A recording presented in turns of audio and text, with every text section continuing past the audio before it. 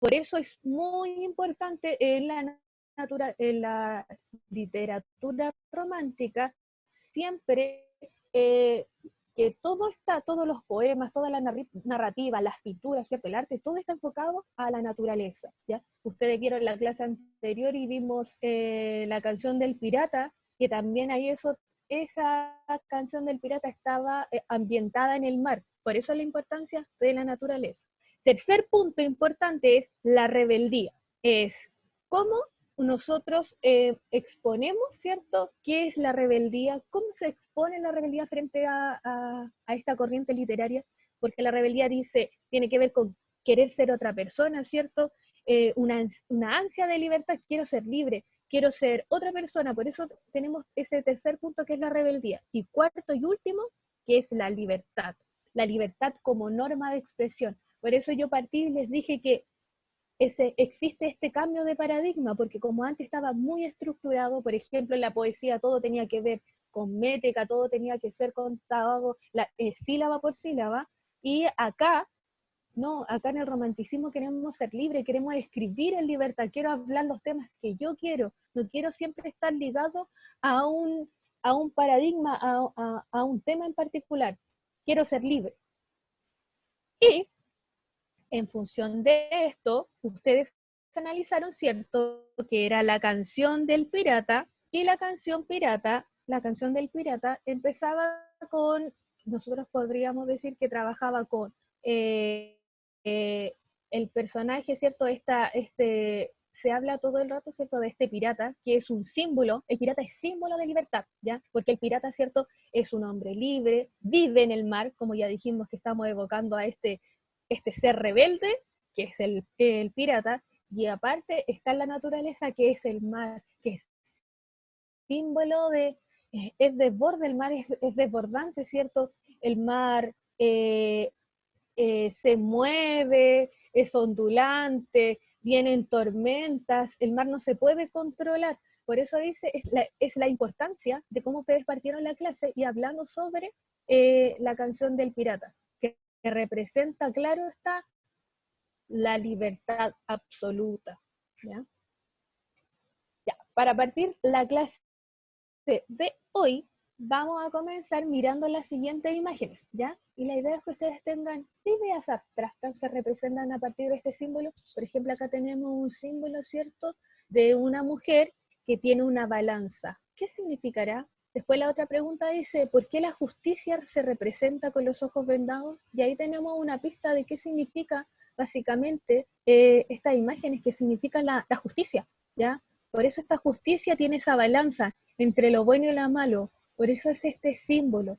Pero ojo ahí, que ambas tienen los ojos vendados. ¿Por qué la justicia siempre tendrá los ojos vendados? Y aquí yo propongo que ustedes me identifiquen cuál es la figura literaria que se propone acá.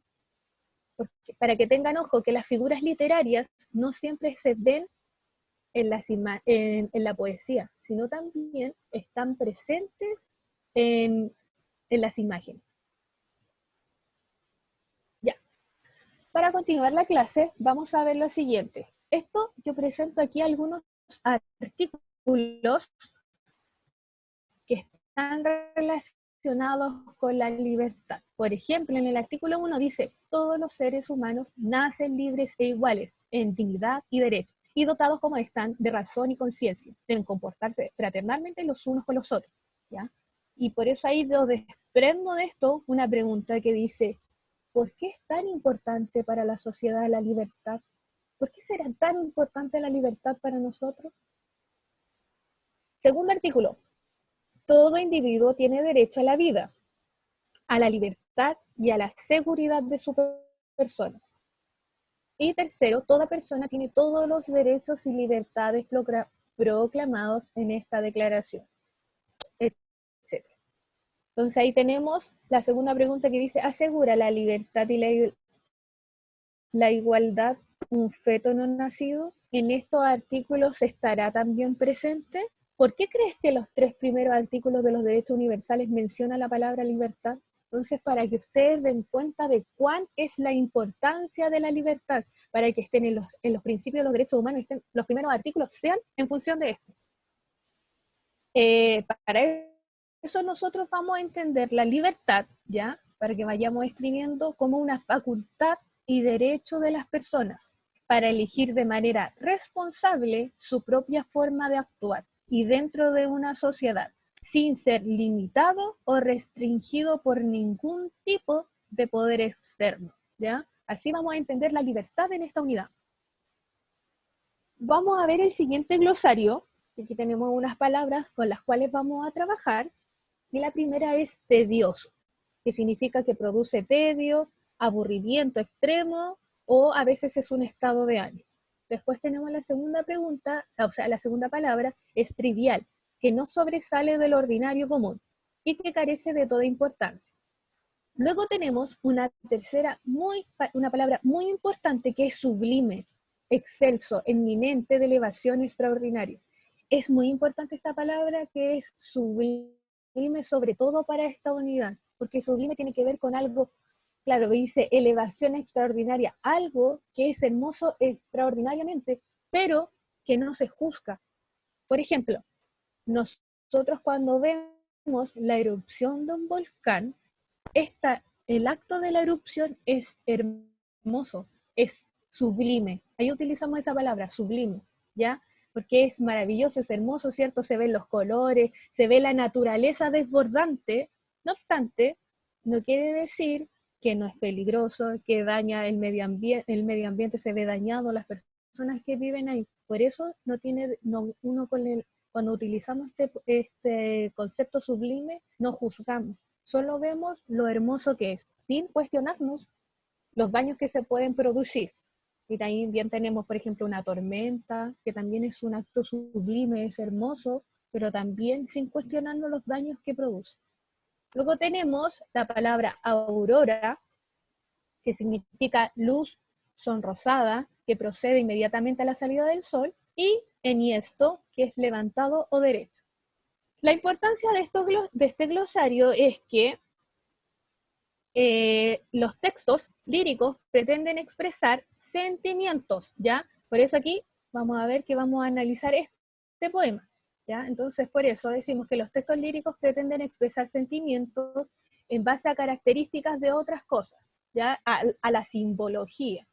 Y por eso, estas palabras que tenemos acá, estas 2, 3, 4, 5 palabras, todas son adjetivos, ¿ya? Y tenemos que recordar, ¿cierto?, que los adjetivos son calificaciones que le damos a otro. Y ustedes, eso es la importancia del lenguaje figurado que nosotros utilizamos, ¿cierto? Estas palabras, ¿ya?, que sí nos ayudan a mostrar sentimientos. Les voy a recordar también que nosotros habíamos visto cuando habíamos estado presentes, ya antes de que pasara esto, vimos el significado de connotativo, ya que lo connotativo es el uso distinto de las palabras y tiene que ver por el contexto. A veces utilizamos una palabra, ya, y no estamos utilizando el concepto mismo del significado del diccionario.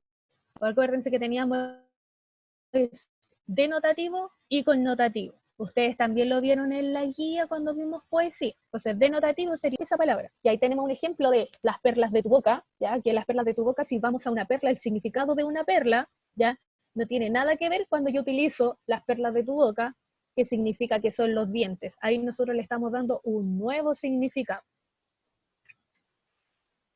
Y para continuar, la actividad que vamos a trabajar va a ser la siguiente. Actividad central. Vamos a leer el poema La libertad de Paul Elot y vamos a responder las siguientes preguntas. ¿Por qué piensan que la libertad se menciona solo al final del poema? ¿Qué tienen en común los elementos del hablante lírico que escribe sobre la libertad?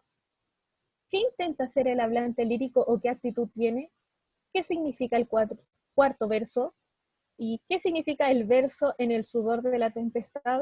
¿Y por qué piensan que se utiliza la figura literaria de la repetición?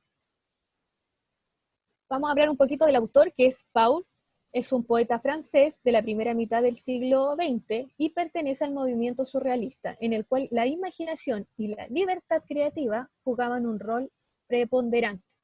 Este fue un artista muy activo durante la ocupación de Francia durante la Segunda Guerra Mundial. Y aquí vamos a ver el poema entonces. Dice, la libertad. Vamos a leer un poquito de él. Dice, en mis cuadernos escolares, en mi pupitre y en los árboles, en la arena y en la nieve, escribo tu nombre. En las páginas leídas, en las páginas vírgenes, piedra, sangre, papel o ceniza, escribo tu nombre. En las imágenes doradas, en las armas de los guerreros, en la corona de los reyes, escribo tu nombre. Y en la selva y el desierto, en los nidos, en la retama y en el eco de mi infancia, escribo tu nombre. Ya, aquí ojo, en la pregunta dice, la última, ¿por qué se utilizan? ¿Por qué crees tú que se utiliza tanto la figura literaria de la repetición? Aquí tenemos en el poema que repetición tiene que ver con que yo repito, ¿cierto? Una y tu nombre, escribo tu nombre, escribo tu nombre. ¿Cuál será la importancia de esto? ¿Por qué nosotros, por qué el hablante lírico querrá expresar eso? ¿Por qué todo lo dice una y otra vez? Ya, entonces, esta va a ser la actividad central que ustedes me tienen que enviar. Y para finalizar, vamos a observar la siguiente imagen y ustedes me van a responder. ¿Cómo se podría relacionar esta imagen con lo conversado en clase? ¿Ya? Recordamos que volvamos desde un comienzo a lo que ya hablamos con los 4 puntos más importantes del romanticismo, que son el yo, el individualismo. ¿Qué tendrá que ver esta imagen con el yo? Aquí tenemos, ¿cierto?, que se está mostrando un lago, las montañas, y ojo, ahí hay una persona que está justo en medio del lago. ¿Qué tendrá que ver ese yo, ese individualismo, esa persona que está sola ahí frente a esta naturaleza desbordante? Ya a este acto sublime, ¿qué tendrá que ver? Punto 2, ¿cierto? Que hablamos sobre la naturaleza, y luego tenemos el punto 3, que es la rebeldía. ¿Tendrá relación con la rebeldía toda esta imagen? Y finalmente la ansia de libertad. ¿Existe ya alguna relación de esta imagen con las características propias del romanticismo?